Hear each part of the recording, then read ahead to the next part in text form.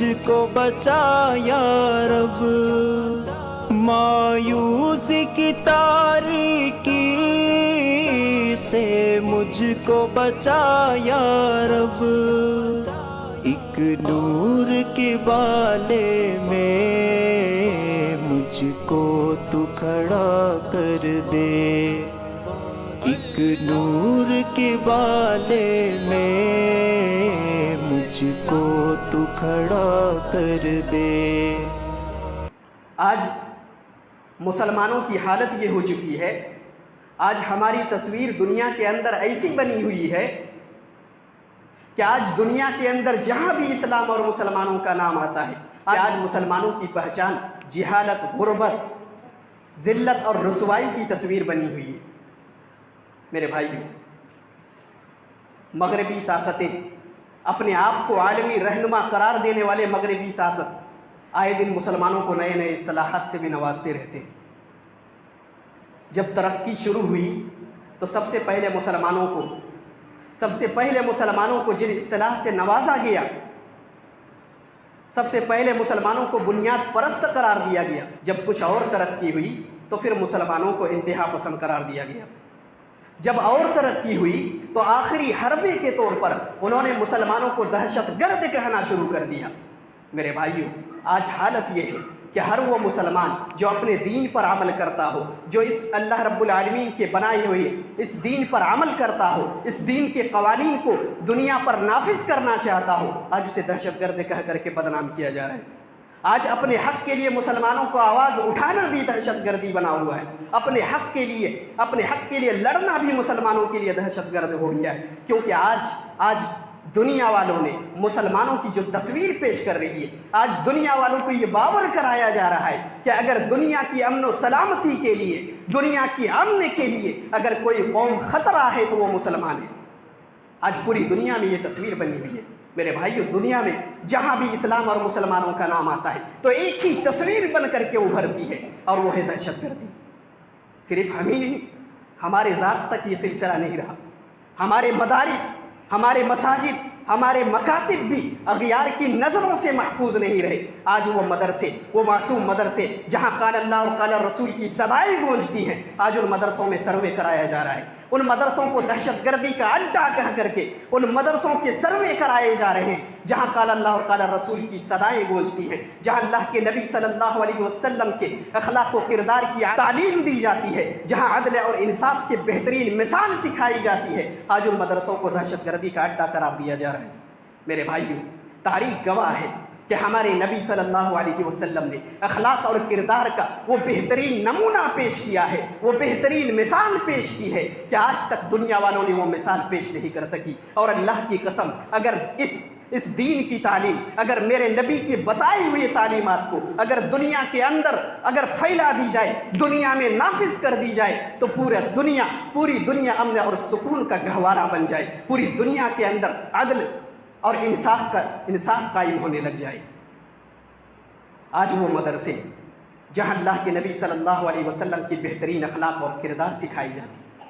عدل اور انصاف کی بہترین مثال سکھائی جاتی ہے، جو تاریخ میں ہمارے نبی صلی اللہ علیہ وسلم نے کر کے دکھایا ہے، جو آج تک دنیا والوں نے ایسی مثال پیش نہیں کر سکی ہے۔ تاریخ کے صفحات گواہ ہے کہ جب حاتم طائی کی بیٹی قید ہو کر کے جب اللہ کے نبی صلی اللہ علیہ وسلم کے پاس پہنچتی ہے، اللہ کے نبی صلی اللہ علیہ وسلم نے دیکھا حاتم طائی کی بیٹی قید ہو کر کے آئی، سر پر دوپٹہ نہیں تھا، سر کے بال کھلے ہوئے تھے۔ اللہ کے نبی صلی اللہ علیہ وسلم نے اپنا چادر اتار کر کے اس بیٹی کے سر کو ڈھانک دیتے ہیں، کہا بیٹا میرے صحابہ تمہیں پکڑ کر کے لائے، میرے صحابہ نے تمہیں حراست میں لے کر کے آئے۔ اللہ کے نبی صلی اللہ علیہ وسلم صحابہ کرام کو حکم دیتے ہیں، صحیح سلامت انہیں ان کے گھر تک پہنچایا جاتا ہے، ان کے گھر تک بالکل امن و سلامتی کے ساتھ انہیں گھر تک پہنچایا جاتا ہے۔ عدی بن حاتم جو اپنے بہن کا انتظار کر رہے تھے، جب بہن گھر پر پہنچتی ہے، عدی بن حاتم اپنے بہن سے سوال کرتے ہیں، اپنے بہن سے پوچھتے ہیں، میری بہن بتاؤ محمد نے کوئی تمہیں نقصان تو نہیں پہنچایا؟ محمد نے کوئی نقصان تو نہیں پہنچایا؟ کوئی اذیت تو تمہیں نہیں دی؟ وہ بہن جواب دیتی ہے، کہتی ہے میرے بھائی سنو، اللہ کی قسم جس نبی کے دربار سے آ رہی ہو، جس نبی کی حراست میں میں اتنی محفوظ تھی، اتنی امن اور سلامتی کے ساتھ تھی کہ اللہ کی قسم تمہارے چار دیواری کے اندر بھی کبھی اتنی امن اور سلامتی کے ساتھ نہیں رہی۔ یہ میرے نبی کا کردار تھا، یہ کردار جو آج مدارس میں سکھائے جاتے ہیں، یہ عدل اور انصاف کے تقاضے جو مدارس میں سکھائے جاتے ہیں۔ میرے بھائیوں، صرف یہی نہیں، ہمارے نبی صلی اللہ علیہ وسلم نے اخلاق اور کردار کا وہ اعلیٰ نمونہ پیش کیا ہے کہ جب کوئی عرب کا کوئی بدو آ کر کے جب اللہ کے نبی صلی اللہ علیہ وسلم کے ساتھ بدسلوکی کرتے ہوئے گلے پر چادر ڈال کر کے اللہ کے نبی صلی اللہ علیہ وسلم کو اس زور سے کھینچتا ہے کہ اللہ کے نبی صلی اللہ علیہ وسلم کا گلا سرخ ہو جاتا ہے۔ جب اللہ کے نبی صلی اللہ علیہ وسلم پیچھے مڑ کر دیکھتے ہیں تو اللہ کے نبی صلی اللہ علیہ وسلم کا چہرہ مسکرا رہا تھا، ادھر اللہ کے نبی صلی اللہ علیہ وسلم کا چہرہ مسکرا رہا ہے، ادھر وہ بدو اللہ کے نبی صلی اللہ علیہ وسلم کے ساتھ غلامی کرتے ہوئے گرجدار آواز سے کہتا ہے، محمد جو تمہارے پاس مال ہے میرے اونٹ پر ان مالوں کو سوار کر دو۔ اللہ کے نبی صلی اللہ علیہ وسلم کا چہرہ مسکرا رہا ہے، اللہ کے نبی صلی اللہ علیہ وسلم کے ساتھ بدسلوکی ہو رہی ہے، بدتمیزی کی جا رہی ہے، ادھر گرجدار آواز سے گرجدار لہجے سے بات ہو رہی ہے، اور اللہ کے نبی صلی اللہ علیہ وسلم مسکرائے جا رہے ہیں۔ صحابہ کو حکم دیتے ہیں، جاؤ ان کے دونوں اونٹنیوں میں گلے اور اناج لا کر کے ان کی دونوں اونٹنیوں پر سوار کر دو۔ یہ اللہ کے نبی صلی اللہ علیہ وسلم نے اخلاق اور کردار کی مثال پیش کی ہے۔ میرے بھائیوں، اگر اللہ کے نبی صلی اللہ علیہ وسلم کی اخلاق اور کردار کی اعلیٰ مثال کو جاننا چاہتے ہو تو فتح مکہ کا وہ دن شاہد ہے، تاریخ کے اوراق میں درج ہے۔ فتح مکہ کا وہ دن جس دن اللہ کے نبی صلی اللہ علیہ وسلم فتح مکہ کے دن فاتح بن کر کے مکہ کے اندر داخل ہوتے ہیں، ہزاروں کی جمعیت اللہ کے نبی صلی اللہ علیہ وسلم کے ساتھ ہے، ہزاروں کی جمعیت صحابہ کرام کی جمعیت اللہ کے نبی صلی اللہ علیہ وسلم کے ساتھ ہے۔ اللہ کے نبی صلی اللہ علیہ وسلم مکہ کے اندر داخل ہوتے ہیں، اللہ کے نبی صلی اللہ علیہ وسلم چاہتے ہیں تو اپنے خون کا بدلہ ایک ایک کر کے اپنے خون کا بدلہ لے سکتے تھے، ایک ایک کر کے ان کی گردنیں اڑا سکتے تھے، لیکن اللہ کی قسم ایسا کچھ بھی نہیں ہوا۔ جس دن مشرکین مکہ کو بھی پتہ چل گیا تھا کہ آج یہ دن ہے، آج الیوم یوم الملحمہ، آج بدلے کا دن ہے، آج مسلمان ان کی خون سے اپنے جوش انتقام کو سرد کرنے والے ہیں، آج مسلمان ان کے خون سے ہولیاں کھیلنے والے ہیں۔ ایسے دن میں، ایسے وقت میں اللہ کے نبی صلی اللہ علیہ وسلم کی صدا جب مشرکین مکہ کے کانوں سے ٹکراتی ہے تو وہ دنگ رہ جاتے ہیں، وہ حیران رہ جاتے ہیں کہ یہ کیسی آواز ہے جو ہمارے کانوں سے ٹکرا رہی ہے۔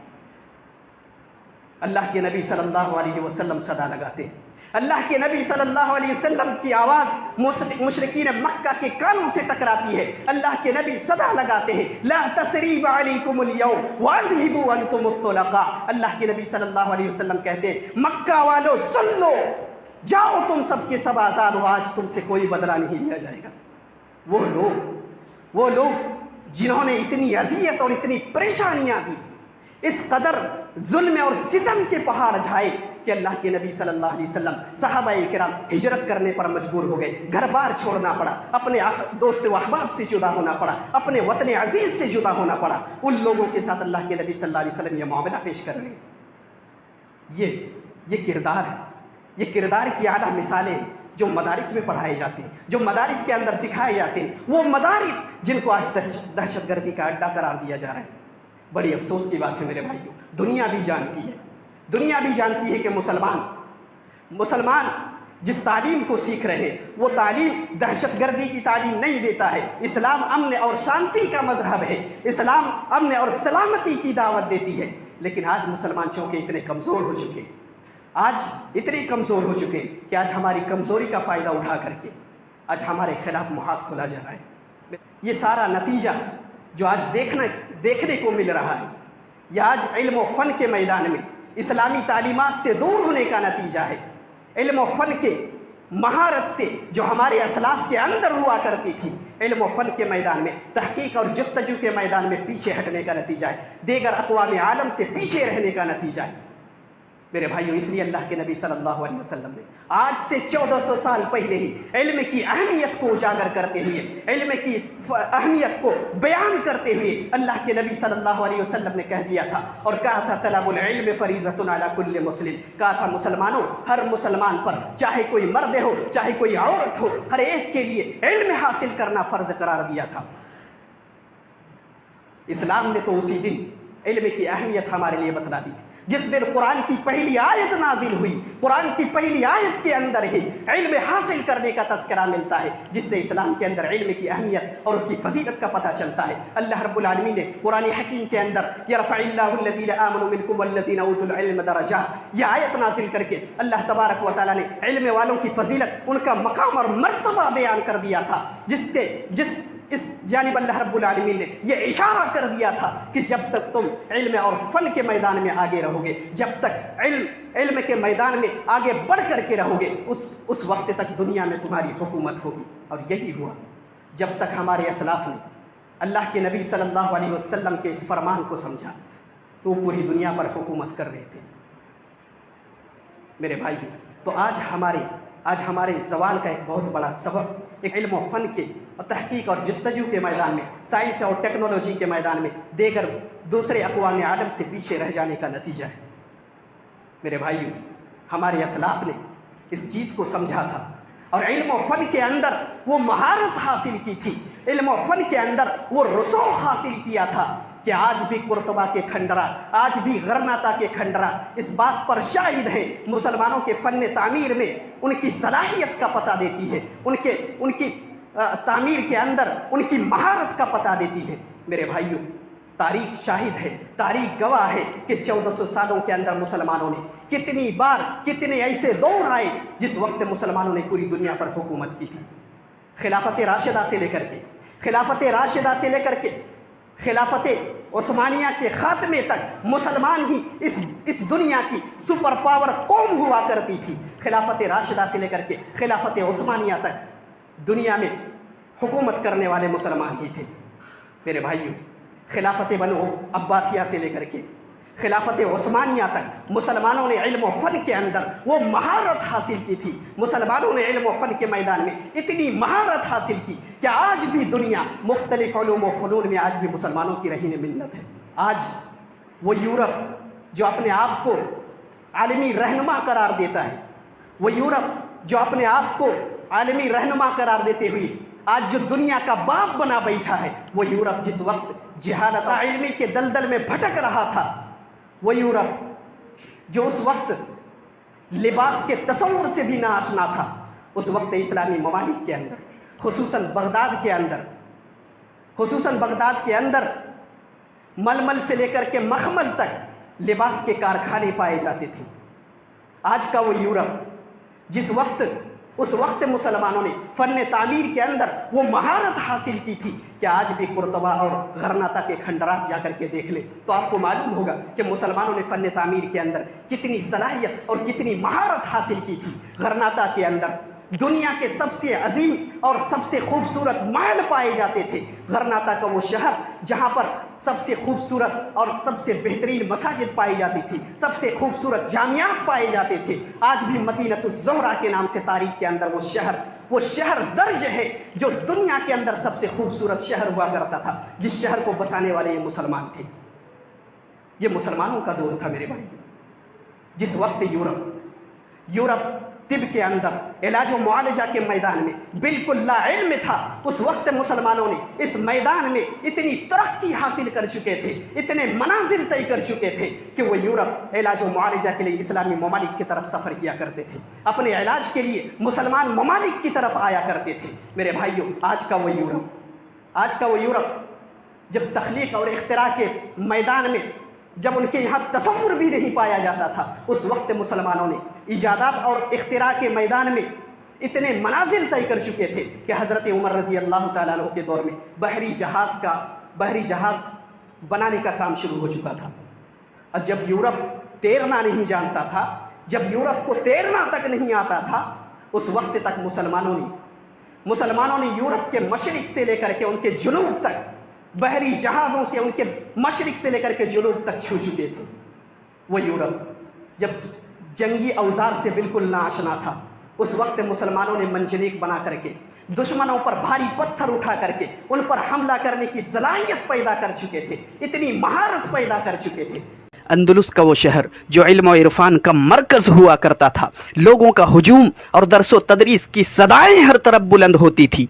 علوم و فنون کا شاہکار، مسلمانوں کی عظمت کا مینار، غرناطہ سے علم کا سورج طلوع ہوا، ساری دنیا کو اپنی لپیٹ میں لے لیا، دنیا بھر سے لوگ وہاں پر آتے تھے، علمی پیاس بجھا کر کے دنیا میں پھیل جاتے تھے۔ وہ وقت تھا میرے بھائیوں، وہ وقت مسلمانوں کے عروج کا تھا، ساری دنیا غرناطہ کی عظمت تسلیم کرنے پر مجبور تھی، اور ہونا بھی چاہیے تھا، کیونکہ وہ وقت ایسا تھا جب مسلمانوں کی عظیم ہستیاں جو غرناطہ کی زینت بنی ہوئی تھی، علوم قرآن کا عظیم مفسر امام قرطبی رحمت اللہ علیہ جو غرناطہ کی شان ہوا کرتے تھے، عظیم ہستی دنیا بھر گھومنے والا سیاح ابن بطوطہ جو غرناطہ کی شان ہوا کرتے تھے، علم و فلسفہ کے ماہر، عظیم سائنسداں، عظیم ریاضی داں علامہ ابن جبیر رحمت اللہ علیہ بھی جو غرناطہ کی شان ہوا کرتے تھے، سرجری کے موجد امراض چشمے کے ماہر ابو القاسم الزہراوی رحمت اللہ علیہ جو غرناطہ کی شان ہوا کرتے تھے، تاریخ داں، عظیم فلسفی ابن العربی رحمت اللہ علیہ بھی جو غرناطہ کی شان ہوا کرتے تھے۔ میرے بھائیوں، علوم دین میں چمکتے ستاروں میں جن کا شمار ہوا کرتا تھا ابن رشد، جن پر آج بھی ہمیں فخر ہے، یہ شخصیت بھی جو غرناطہ کی شان ہوا کرتی تھی۔ علم فلکیات کے ماہر، حساب میں کمال کی مہارت رکھنے والے ابو اسحاق الزرقاوی بھی جو غرناطہ کی شان ہوا کرتے تھے۔ میرے بھائیوں، یہ تھے ہمارے اسلاف۔